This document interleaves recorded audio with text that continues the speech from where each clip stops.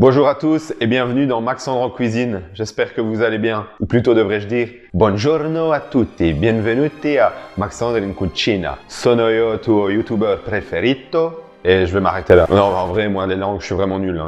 À part le français et le borin, le reste... Aujourd'hui, ce qu'on va faire, c'est des conchiglioni, si j'arrive à le dire. Donc des conchiglioni farcis à la viande et non pas des rompicoglioni. Les rompicoglioni, on s'en farcit déjà tout le long de l'année, c'est suffisant comme ça. Allez, je vous montre les ingrédients. Pour cette recette, c'est simple, vous aurez besoin de haché. J'ai pris porc et bœuf. Vous pouvez prendre du veau ou que du bœuf. Que du bœuf, ça risque d'être un peu sec, donc je dirais bœuf et veau ou faire que veau si jamais vous mangez pas de porc. Du persil plat. Vous avez remarqué, j'adore utiliser des herbes fraîches dans mes recettes.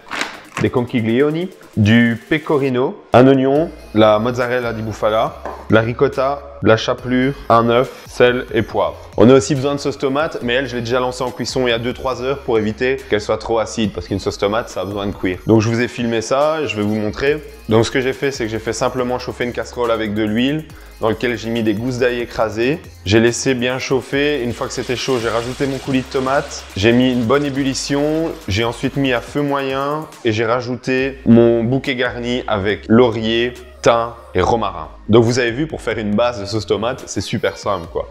Le bouquet garni, la passata, l'ail, un peu d'huile d'olive et vous faites cuire ça 2-3 heures et après c'est bueno.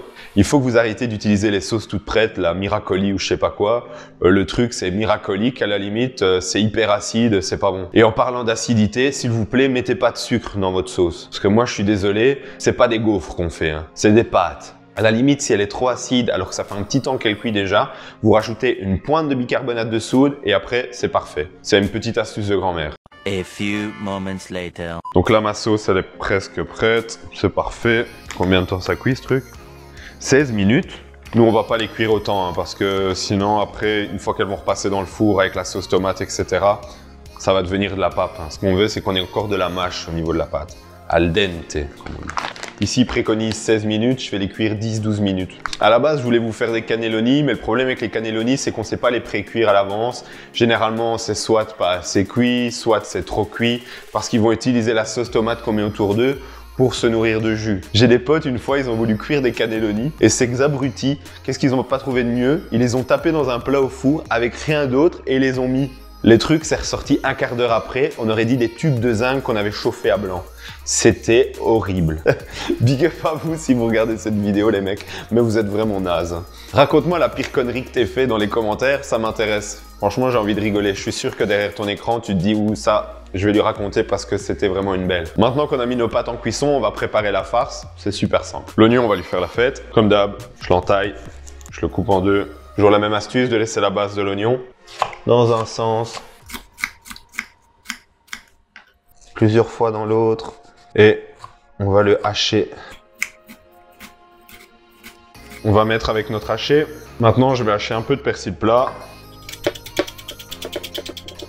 Pas trop fin, pas trop gros. On n'a pas envie de se retrouver avec une feuille de salade dans le conchiglioni, hein.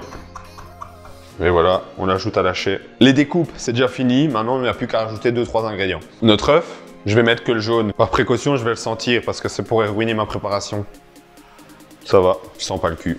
Je le rajoute à ma préparation. Je rajoute la ricotta, un peu de pecorino fraîchement râpé.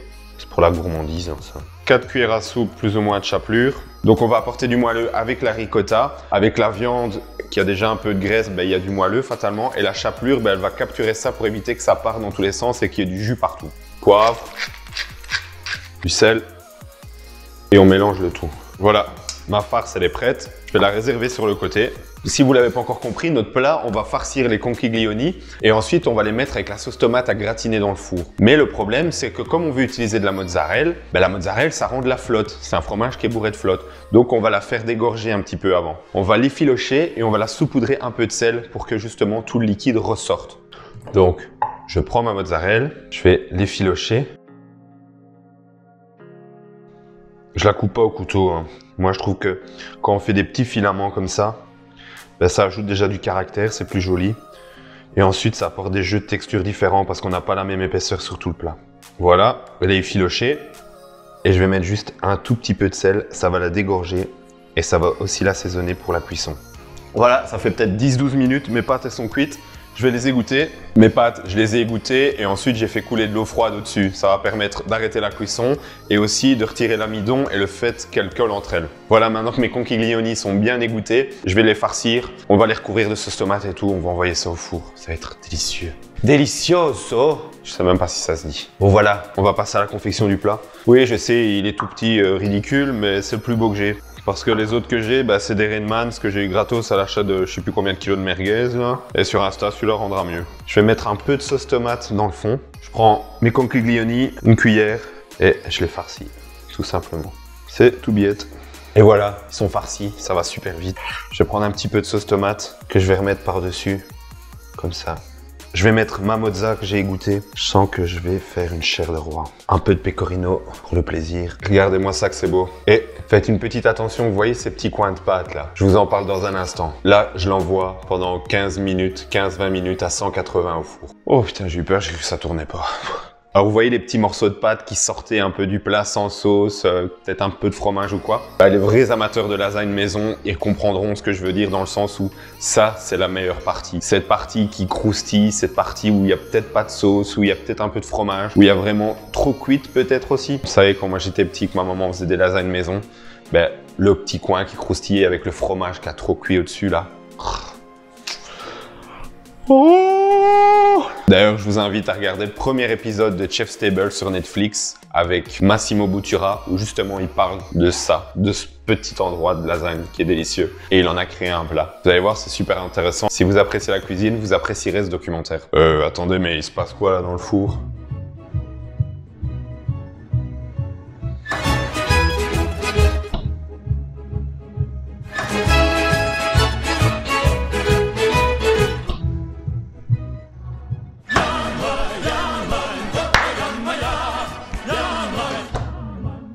A few moments later.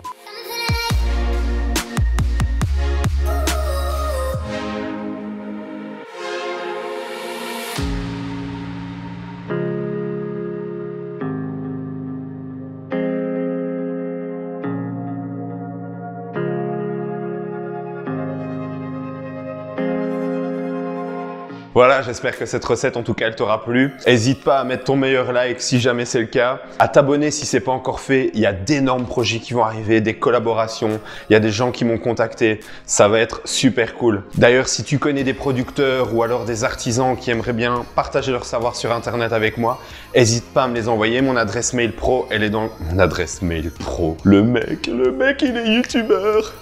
Donc mon adresse mail pro, elle est dans la barre de description, tu la trouveras. Mon Instagram, mon Facebook.